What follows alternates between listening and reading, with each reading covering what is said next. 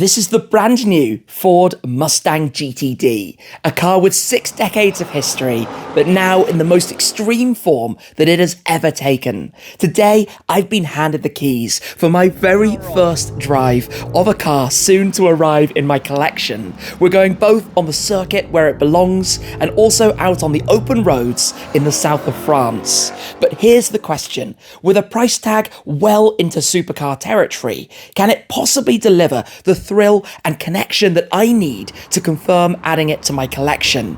Well, we're about to find out. Hi guys, I'm Shmee, hello and welcome back to the channel. There's a lot riding on this, my first drive in the Ford Mustang GTD on both the track and the road. Let's find out what it's like. Here are the plans for today. We need to have a bit of an introduction to the GTD, what makes it so special. Then we're going to go out on track here at Circuit Paul Ricard to drive this thing in anger. Before I want to tell you a little bit more about it, I've been learning quite a lot today, the ins and outs, the aero, the cooling, the technology that's gone into it before going to drive it on the road. Of course, despite having a GT3 style wing on the rear, it does have a number plate. It is a road car, even if it's hot enough today to be melting that a little bit, and to share what the experience is like when you go and drive it on the public roads, all coming shortly. I'm really excited to drive the Mustang GTD right now. It was a little over a year ago that I revealed the poker chip that I had received from Ford as my invitation to purchase a GTD. But in the time since, my garage has changed, and I've got a big decision to make, as this is not a cheap car by any means. I love my Ford GT that I've owned now for 7 years, and I'm a big Mustang fan with my previous generation Shelby GT500 that's been well used, plus a latest Mustang Dark Horse that's been my go-to in the United States. But this new car is just a tiny bit different, and I'm going to be driving it to see what I really think. No wasting time, the sun is out, the track is beckoning, so this is it. GTD, come and step in with me. Now this is kind of familiar from my Mustang Dark Horse and the latest generation of Ford Mustang, but there are some key differences. So firstly, press the red start button right here. And that is the sound of the 5.2 litre supercharged V8 making over 815 brake horsepower. Now we are going to be going through the different driving modes. We'll start in sport, but of course we will also experiment with track in a moment as well. You can hear how the exhaust opens up. That's where it will drop the suspension. More on that to come, so stay tuned for just a moment. You put it into gear with the rotary right here. This is familiar from the Ford GT, but for the 8-speed Tremac gearbox that we have in this, you can also have this outer part of the rotary in titanium that's recycled from former fighter jets. It does that and also the shift paddles. But we'll start in sport. The track is beckoning, so let's get ready to go.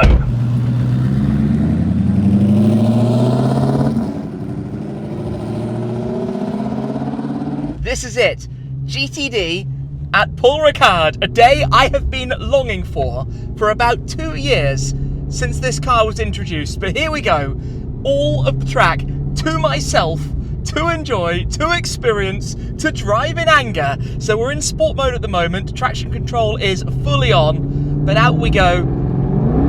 Drops it down to 3rd gear. The sound and the feeling of madness. Now down the straight, 4th gear, pull all the way. We're in automatic, so we'll auto upshift into 5th gear, 130 miles an hour, 140 miles an hour, 150 miles an hour, 160 miles an hour, 70 miles an hour. This is really fast, 175, and I'm going to coast in towards the corner at the end right now, just while I get a small sense for what this is actually all about. So we can go manual either by pressing the button on the toggle in the center or just by pulling one of the shift paddles, where effectively it will then be in manual, but obviously upshifting at the red line to save any run straight into the hard limiter. Remember, the car has a full hard limiter as opposed to the more normal soft limiter, so it does very much feel like you're running fast into something with no give on it. Rides over those curbs beautifully as you'd expect from this very, very clever Multimatic suspension system. I tell you what, for the first lap of just sport mode, this feels very, very forgiving. An absolute brute. Starting to feel some temps in those tyres. Of course, I've got all sorts of controls and screens and things I can change. Pop it up to the gauges, gauge details, tyre temperatures, keep tabs on all of that. It's a boiling hot day down here near to Marseille today. But we're at Paul Ricard driving GTD in anger. And I tell you what, having done some laps in my dark horse, this feels like a totally different animal. As you would kind of expect, the way the speed builds up. It's the fastest Mustang ever, over 200 miles an hour, and I think you could probably get through 180 down here. I mean, that's 178, and I'm getting a bit on the anchors. I think you could easily get through 180 down that back straight, and then the fast flowing corner straight after it here. I'm not too familiar with this track. I've driven it a couple of times, but not for a good few years, so I've got a lot to learn to get back accustomed with it, especially things like the double apex that you have here, because the second part of this corner always catches you unawares if you're not ready for it. You've got to turn in, hit that apex, get ready to not run too wide. Oh, that was pretty good if I can say so myself. I'm loving the gearbox as it's set up right now. I'm not needing to take over or tell it anything else. Just let it do its thing, let it go, and have fun with it. We've got lots of TC intervention. We'll get to playing with that in a moment though.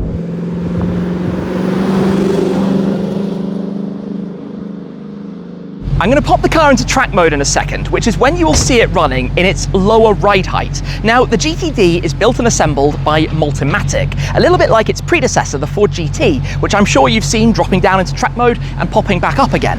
So that means it has Multimatic's latest, very clever suspension system, effectively dampers that offer multiple different ride heights, with the ability to lower it by 44mm at the front and about 40mm at the rear, creating more rake and of course making the aerodynamics even more effective and giving you a very different experience in terms of how that is to drive. Now, it has this whole onboard suspension system in the rear, which gives you an amazing view through the window, takes away your luggage space, but is very, very clever. So I want to actually show you this before I go for these laps so that you can see what this looks like if I just turn down the air conditioning, because unsurprisingly, I've got it blowing very aggressively in here. So if I press the button to pop it into track mode, take a look at this. The car will drop itself just like that into our new ride height, giving you a very different dynamic driving experience with plenty of other controls as well. So, should we go drive? It does that with the hydraulics on the engine, by the way, so you can't leave it parked in that mode, but I'm ready to go. We are in track mode.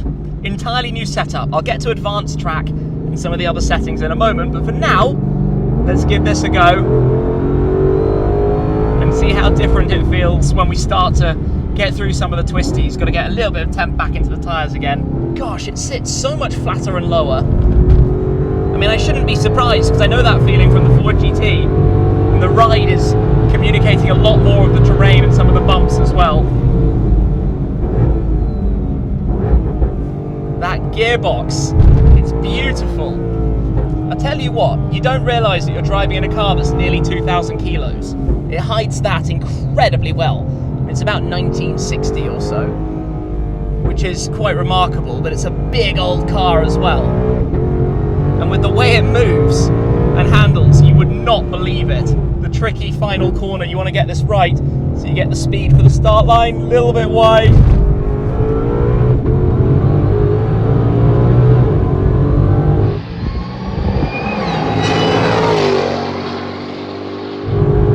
Go for now though is pressing and holding ESC off to put it into advanced track, which will give us more control.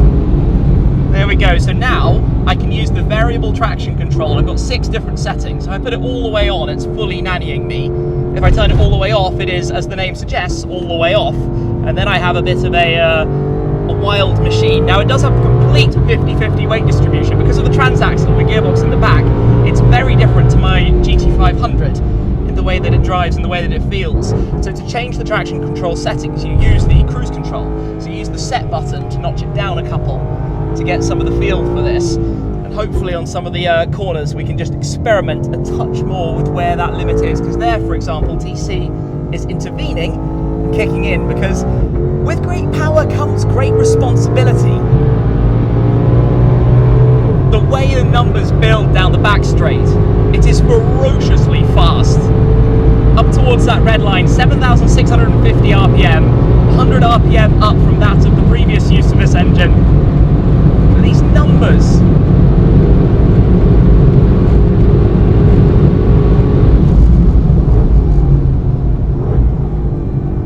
And then the grip through here. It's not even making you sweat. I was 103 at the apex, and the car has so much more. It's a lovely car to left foot brake with as well. Just clings on, comfortable position.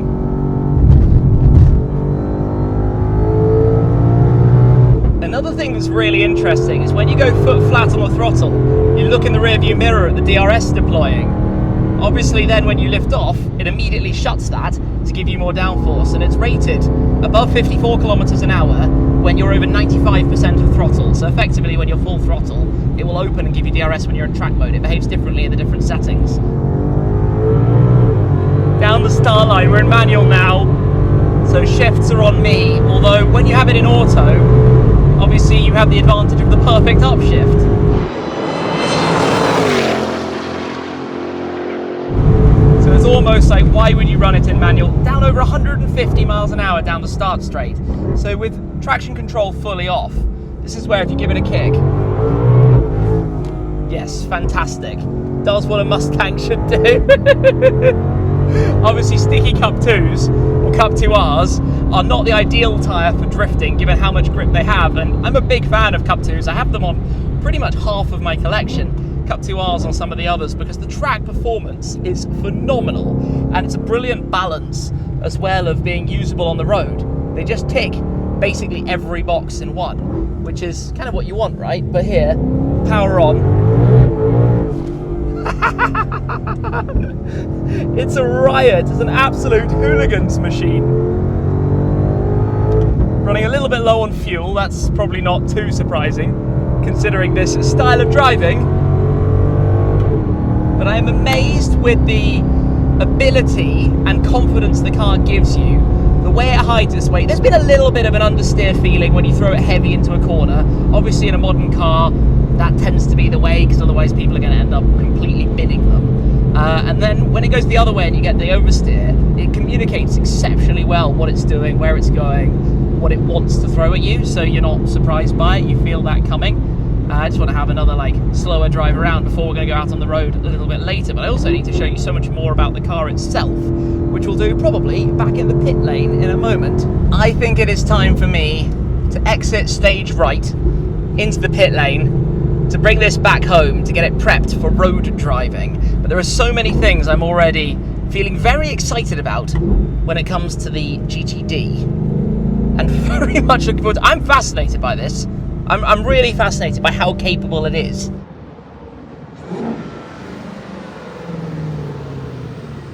Our time here at Paul Ricard comes to a close, but before we leave, the car is now going to be effectively prepped for road. Now, what you have to think about is that this is a road car, despite the fact that these louvers look like they've come straight off some race car. So that means things like the meshes that go over these vents on the bonnet, the hood, which of course have to go back on for being driven on the road. The camber we set up slightly less aggressively. They actually provide two different recommended configuration settings, so you're good to go straight from the off. And I suspect we might be going on to a new set of tyres after they've had quite some use out on track. It's amazing to see all of this, and I do want to walk through a little bit more, but for now I'm going to hand the keys back over to the team here. They're going to take it in, and then we're going to go through things in a little bit more detail. Interesting thing here for a moment, right? While they're prepping the GTD, the regular Mustang GT, the 5.0, the naturally aspirated V8, manual gearbox in the case of this car, because the whole idea with the GTD is this family feeling. It's a Mustang by name, it's a Mustang by ethos and character,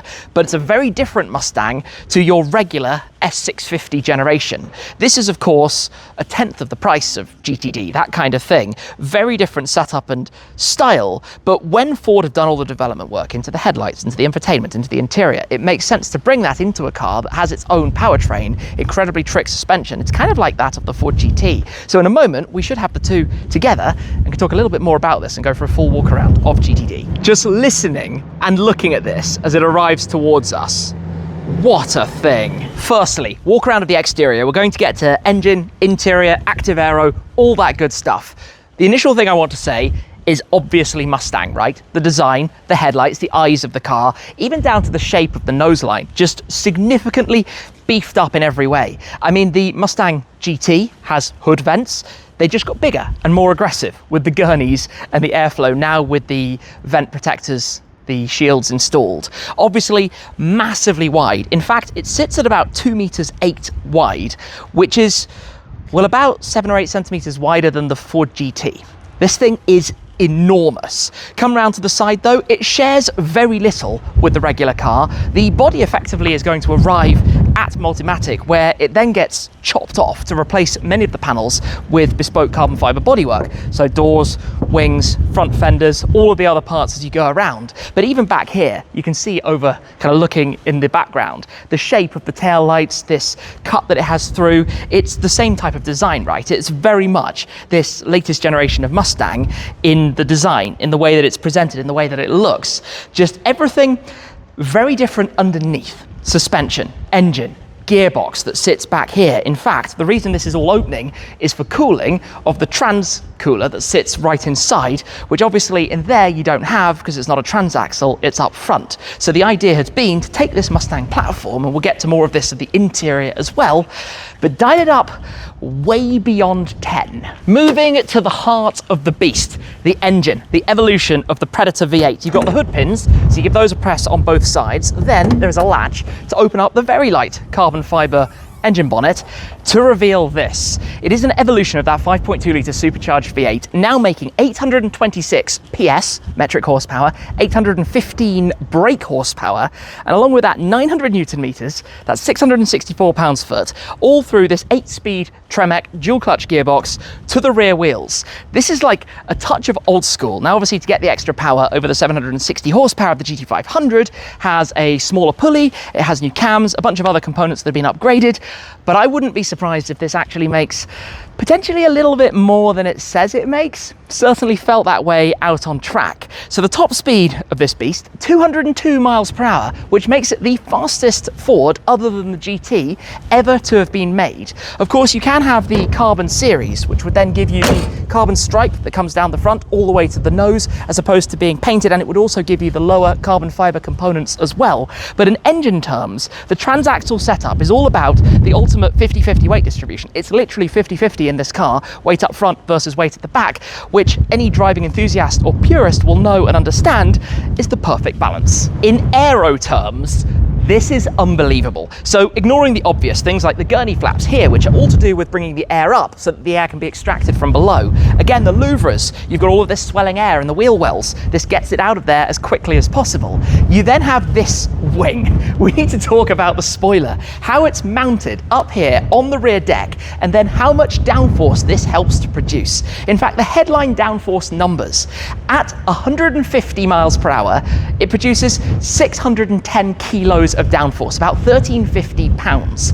At 200 miles per hour, this car produces 1,090 kilos of downforce, 2,400 pounds of downforce at 200 miles an hour. These are big numbers, more than the 992 GT3 RS, more than the Senna, big downforce. And of course, in addition to that, is when you have DRS, so this whole rear panel that we've been watching, which you can do because it's on the hydraulic system, along with the suspension and other components. When the engine is off, to demonstrate, it flicks up and it flicks down nice and easily, depending how you're driving and what it's doing. So in addition to the DRS, the drag reduction system, which was derived from Formula One that you have at the back of the car, working in harmony with that, there's also some front DRS, which is underneath. It's almost impossible to see, but there are some flaps that lower here in sync with the rear wing to help keep the car balanced, to keep it planted. And again, all of that changes depending on the different driving modes and exactly what you're doing with it. Moving inside, and I will show you more of this once we've returned later. To me, this is all very familiar from my Dark Horse. You've got the new dual screen layout. In place of either the manual or the traditional shifter, you now have the rotary, a little like the Ford GT. I'm just going to start it up, press the red button. A few things have changed cosmetically, like the start button being red, the red mode buttons, but otherwise inside here, it is S650 generation Ford Mustang, which makes sense because of the development work that's been put into it. I would argue that perhaps something a little bit more exclusive would potentially suit it better. You do have specific trims for the seats, the GTD embroidery, and then you have the magic behind you as well in terms of the view and the window, which I believe was at the request of Jim Farley, big boss of Ford, to have something back there to be able to see. There are some luggage straps as well. There isn't any space behind. We're going to get to the boot in a moment. But this all works. I mean, from my own experience, I can tell you it all works pretty well. What it's like to drive on the road, we're going to go and discover in a moment. You also have the chassis plaque up here on the passenger side of the dashboard, as you do on the Mustang Dark Horse, and as you did previously, obviously, on the Ford GT as well. So that'll be quite a fun, unique touch for the GTD owners and customers. One of the most interesting things about this car for me is the boot, or the trunk lid. Given it's a North American car, they are of course built in Canada. There's a button just inside here to release where you would normally put your luggage, but in the GTD, it's a little bit different. You have the pins on either side, like for the bonnet up front here, that you just release, and then once those are released, you come round and lift off this entire panel from underneath the wing to reveal some of the components below.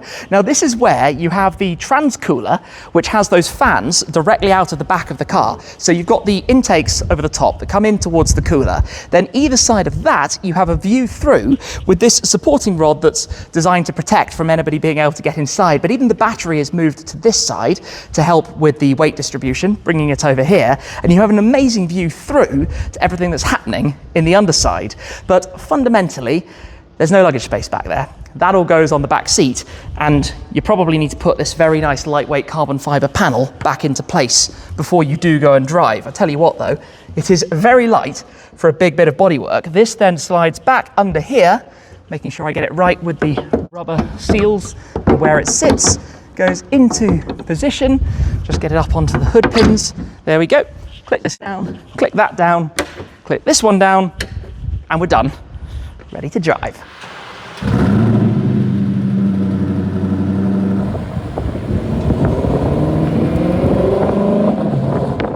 Here we go then. We are departing from Paul Ricard in the GTD. There's something more, I'm going to say real, about driving on the road. It's one thing coming for the amazing experience to drive on the racetrack, but to go out on slightly more familiar roads, especially amazing roads around here, is going to be the experience today. Now, the first observation I have is that I've got no idea where the edges of these arches sit.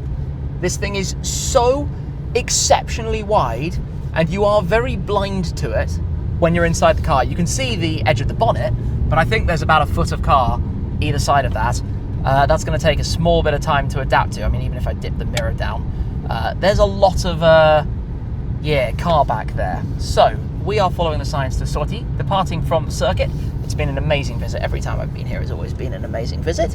We also have the alloy wheels as opposed to the mag wheels. There's a slight production hole on the mag wheels, but because they're the same design and the same colour, you only know that if you've been told that. Otherwise, you assume with the performance pack that you have the mag wheels. Those are going to be coming through in future. So, yeah, here we go.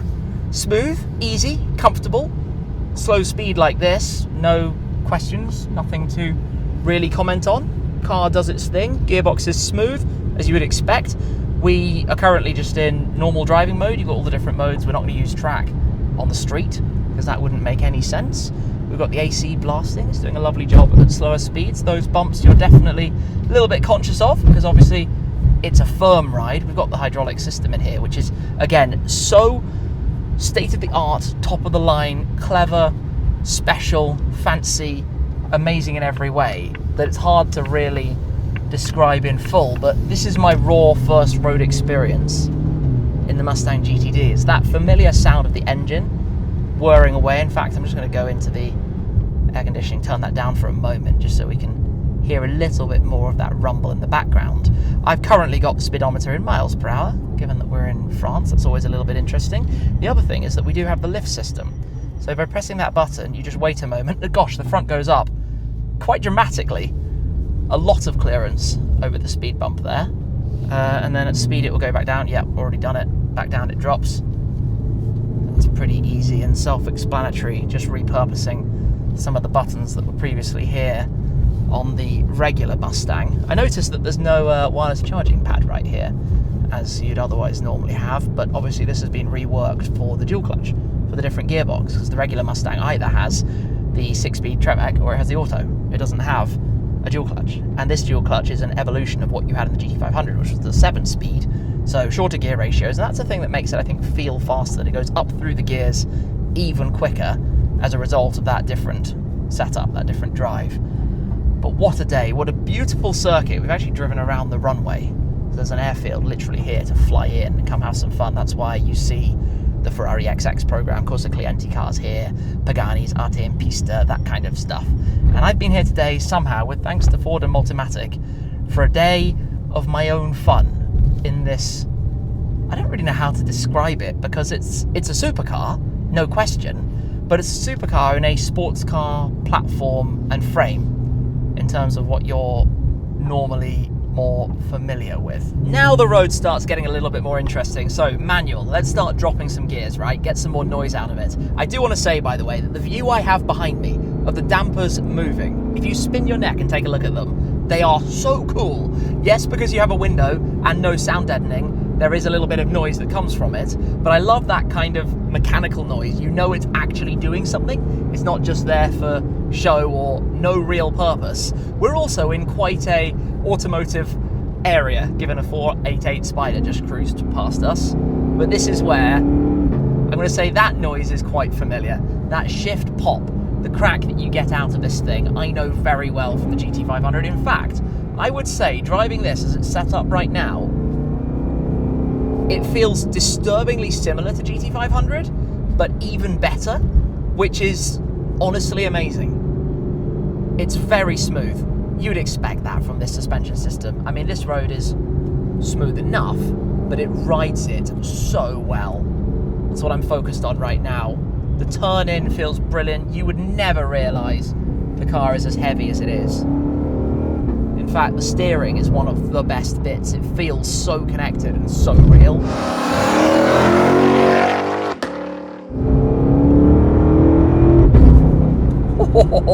We had a little bump, but I love the gearbox. I liken it in many ways to the PDK system from Porsche in the way that it works. Obviously, when you go over the bumps, like I said, you get this noise from behind you. This is, I mean, I'm not using anything like full power down here. Unfamiliar road for me at the moment, but it just turns in like a dream. I'm just conscious it's enormous. We're very excited that our platform, Exclusive Car Registry, now features the Ford Mustang GTD, where you'll be able to find out all the information that you could want to know about this new beast. While the official build run isn't to a fixed number, it'll be fantastic to see the cars popping up all around the world and get a real picture of the specs and options that customers are choosing. Whether it's the GTD, or perhaps your interests lie in the different models of the Ford GT that had come before, there is something for everyone on ECR. Join now with a free account and be part of this amazing community that's all about the world's most exclusive cars. Right, enough of normal. Let's go up into sport mode. Now, I'm very familiar with all of these settings and the changes because I know them very well. Sport mode is going to sharpen things up even more. The ride is immediately a little bit stiffer. I've got a different view on the dashboard with a horizontal rev counter instead of the roundels. Certainly more conscious of the bumps, and the shift is faster as well. The sound is louder. Obviously, this is running US spec exhaust. The European cars are in line with regulations, which are known, going to have to be a little bit quieter. The character changes a lot between different modes. A serious amount. Normal was very smooth. Sport on this road, I'm feeling a lot more of the bumps, and obviously the car is moving around a little bit more. We're in more of a road setup now as opposed to how the car was earlier. But still, it's very, very dynamic. I didn't realise that, quote, a Mustang, end quote, could go as sportily as this. I cannot get enough of how well this eats up these twisty roads. You can probably hear it disappearing off into the distance. It has the most ludicrous soundtrack, and despite being enormous, and I can't stress enough how big this thing is on these narrow roads, it feels about twice as wide as the lane at some points. But still, the way it turns in, and somehow you find a way to figure it out, it's just a delight to drive. And I love that gearbox sound. Obviously, I know it very well from many, many years, but the way it pops on shifts, slowing it right down, and then in first gear, you put your foot down.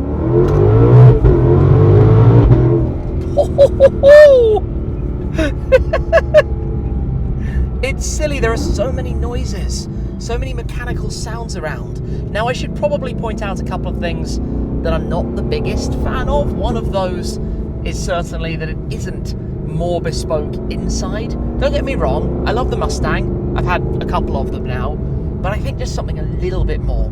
Another is that it comes in at the most extraordinary price tag. While it's not fully disclosed at this point, it is safe to say that it is a significant step up from any other Mustang model. It's not a normal Mustang, obviously. It's deserved when you understand the technology, but it's not the $300,000 that it was originally touted as being as well.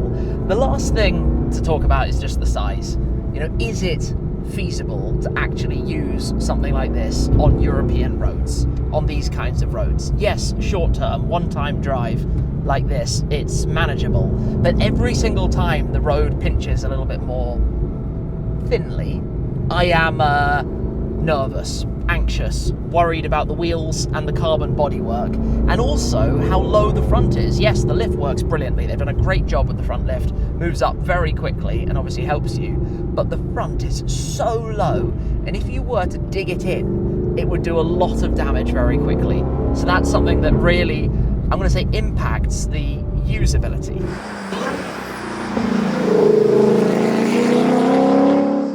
Now, the ride quality for a car like this is phenomenal. The only other car I can in some way liken it to is actually driving my Ferrari Purosangue, and it probably won't come as a surprise to tell you, if you didn't already know, that the Purosangue has a very trick damper and suspension system from Multimatic. So it comes as no surprise to me at all that this is amazing, but it is leaps and bounds above anything else in its class. The ride quality is second to none. And the breadth of capability of it, from the track setup and how much it communicates back to you and how it runs on the race circuit, to this end and driving it and enjoying it on a nice twisty countryside road, it has so much within its arsenal of ability. There's just nothing else like this. I mean, we've got an enormous speed bump in front of us, but I'm going to pop the lift system up. It's going to move up very quickly, and I'm hoping I'm not going to scrape on it. That is the first speed bump I've gone over. So despite being very, very, very low, it manages all right and gets you on your way. Now this is this is horrible. Yeah, that's where the width is a problem. Oh, lift is down. Let's get the lift back up. Yep, we're up. Yeah, we're good. Don't want to go scraping the ground now if we don't have to. Very nervous about it. And I can't see over the front at all as we go over the crest here. He cut the corner a little bit and I had no buffer. No buffer. So is the size a problem? When you're on these kinds of roads, it might be. It might be a little problem. In the US and Canada, where there's a whole lot more space, probably no issue at all. There's a tunnel. Tunnel means window down, first gear.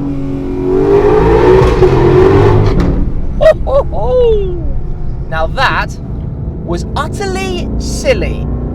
I think the real feedback I have from this is that the steering and driving experience is about as close to race car, and it's cliche to say that, as any road car could be, down to the noises and the clunks and the clicks of the suspension behind us, to the steering and feel of the suspension and the way it drives, and the diverse experiences that it can offer you. The gearbox and the engine is just an absolute beauty in a world where everything is getting so watered down and vanilla and boring, if I can say it. This is not boring. This is exciting, and that is what a supercar should be. It should be emotional. It should be an emotive purchase. It should be something that you enjoy talking about, the details and the ins and outs, and understanding the engineering and the technology. And it should put a massive smile on your face when you drive it on a road like this. What more could you ask for?